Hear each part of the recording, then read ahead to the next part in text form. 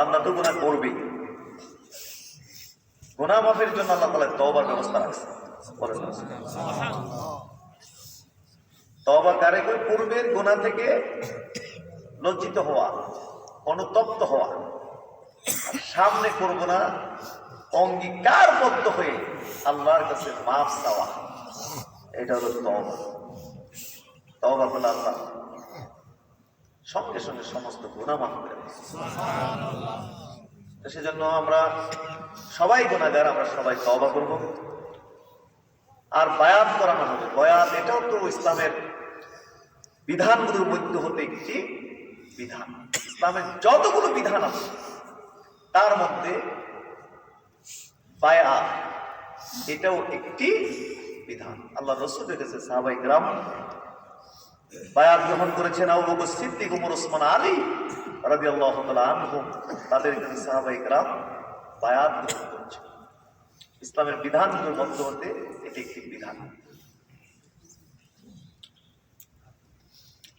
ইসলামের বিধানগুলোর মধ্যে হতে এটা একটি বিধান। সৌদি আরবে হয়তো পীর মুরিদি লাগবে না, যেহেতু সেটা ইসলামী রাষ্ট্র, সেখানে কোরআনের আইনগুলো সেখানে প্রতিষ্ঠিত আছে। সেখানে অন্যায় করা এত সহজ না, কঠিন। চুরি করলে একদম হাত কেটে দেবে, দুর্নীতি করলে হাত কেটে দেবে, আপনার জেনা ব্যভিচার করলে মৃত্যুদণ্ড দিয়ে দিবে, খুন করলে মৃত্যুদণ্ড দিয়ে দিবে। এগুলো অল্প সময়ের মধ্যে কার্যকর হয়ে যাবে। এক ওয়াক্ত নামাজ না পড়লে পুলিশ ধরে নিয়ে পিটাবে, তারপর নামাজ পড়াবে, তওবা করাবে, এরপরে মুক্তি দেবে। বাংলাদেশে কেউ নামাজ পড়ে না, এই জন্য থানা থেকে এসে পুলিশ ধইরা থানায় লয়ে গেছে। এরকম কি বাংলাদেশের ইতিহাসে একটা ঘটনা আছে?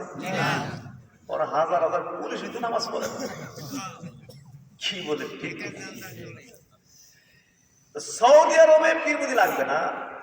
সৌদির জনগণ রাষ্ট্রের শাসকদের কাছে বায়াত গ্রহণ করলে বায়াতের বিধান পালন হয়ে গেছে।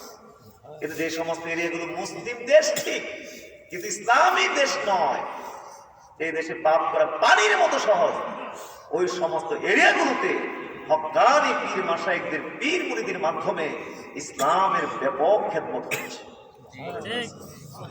সেজন্য যে কোনো একজন হক্কানি পীরের কাছে, যে পীর কোরআন সুন্নাহ সম্পর্কে অভিজ্ঞ, নিজে চলে মানুষকে চালায়, এ ধরনের যে কোনো একজন হক্কানি পীরের কাছে বায়াত গ্রহণ করে তার থেকে পরামর্শ